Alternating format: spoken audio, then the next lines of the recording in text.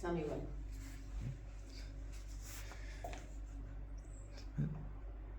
Welcome, yogis. Today, I'd like to talk to you and debunk a myth. Now, I know many people come to yoga because they want to become more mobile, more flexible. They want to increase their range of motion. Well, all of these things are really important byproducts of yoga. However, how we practice yoga makes the difference. So today what I'd like to talk to you about is active mobility as opposed to passive mobility. Now, holding a pose beyond your range of motion doesn't necessarily increase your range of motion or your flexibility. In fact, more often than not, it could cause injury. Injury, exactly what we're trying to avoid. So what you want instead is what we call active mobility. What is active mobility? Well, active mobility means that we're going to engage our muscles, engage the muscles in a target area such that our muscles are prepared for whatever movement is coming. We also want to activate our nervous system. Our nervous system is going to limit our range of motion as a way of protecting us. Now, some people think, oh, if it's limiting my range of motion, it's inhibiting my flexibility. Well, no, that's not the case, because with active mobility, we want to gradually increase the load.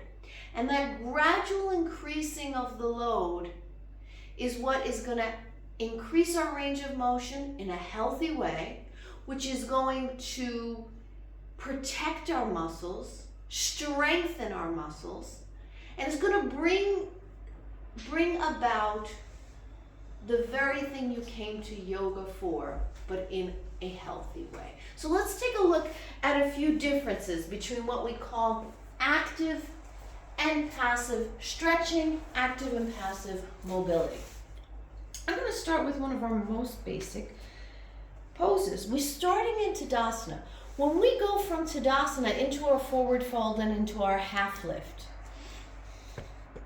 we do it in a very gradual way. A way that is protecting our lumbar to get ready for our practice. Let's take a look. I'm in Tadasana pose. I lift my arms up to come into a forward fold. I lift. I exhale and lower. I inhale and lift. I exhale and lower. It's not till the third time that I'll really hold that stretch.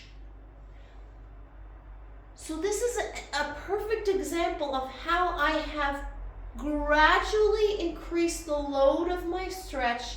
I've prepared my lumbar spine, and I prepared my nervous system to make sure that as I'm moving, all is in unison for safety and gradual development of what we're looking for in terms of flexibility, strength, and mobility.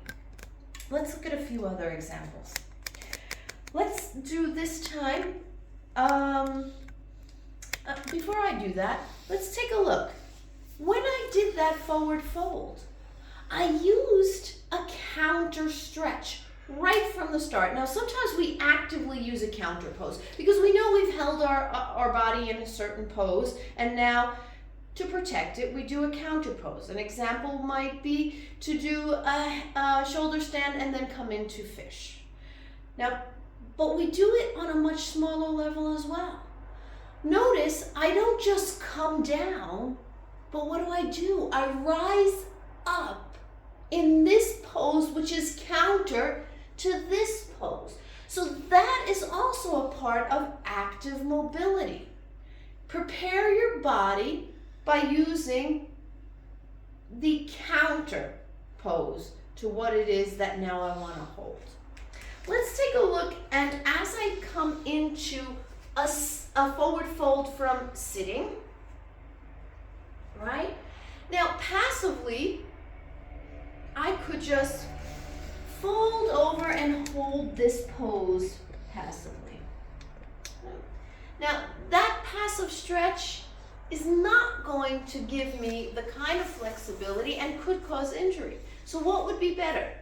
In active mobility, to engage our nervous system and our muscles and the fascia, which connects all of our tissues, we can do lots of shaking and undulating. These are perfect ways to activate the muscles and activate the nervous system. So watch. I start with an opposing stretch, but I have now gotten my arms ready to stretch. Maybe I will do some alternative stretches to increase the stretch in the upper back. And now I might undulate my way down. I might come and then go back up again before I come to a final stretch. But however I move the body here, I'm doing it in a way to activate the muscles and communicate with the nervous system to protect me in the pose that I'm going into. Okay, those are two different examples of active versus passive. But what about in a pose for balance, like tree pose? We want that stability in this leg, but if we go directly from using our hand to bring our foot up, well, have we communicated to this leg to really create the stability we want? Have we communicated with this leg what it's going to be doing? So instead, we might want to really ground our foot down here and swing this foot. Swing it. It's preparing this leg to be stable, and it's preparing this leg to be active. And then, instead of using our hand to bring up our leg to our inner thigh, we bring it up with our own leg muscles. Of course, you can use your hand to create that stability. But now I have actively brought my body into a tree pose. There's one more pose I want to show you the difference between active and passive mobility, and that's in our pigeon pose. Pigeon pose is a very deep stretch. So when we bring our leg into pigeon pose, we want to make sure that we do it in a way that creates the safety, because it's often held for quite a while. One of the best examples of this is, we'll come into our downward dog, and instead of just passively bringing our knee forward, we can bring our leg up, bring it forward but not yet into pigeon. Bring it forward to your nose. Bring your leg back up. Notice I've actively engaged the leg. The knee now comes to the right elbow. Again, I'm activating. Now to the left elbow.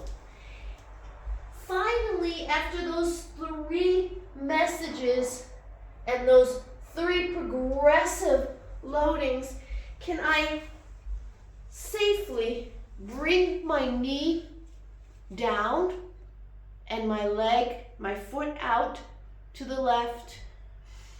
And even still, do I come down into my pigeon pose? Not yet. Now I want to open up my chest, bring my shoulders back. Activate the back now that the hips have been activated, and then very gradually bring myself down into a full pigeon. These are 4 different examples of active as opposed to passive mobility and stretching.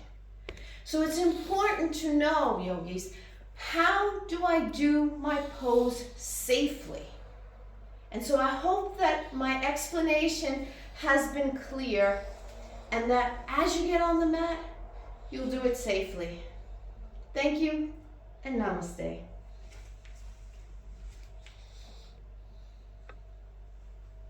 How long?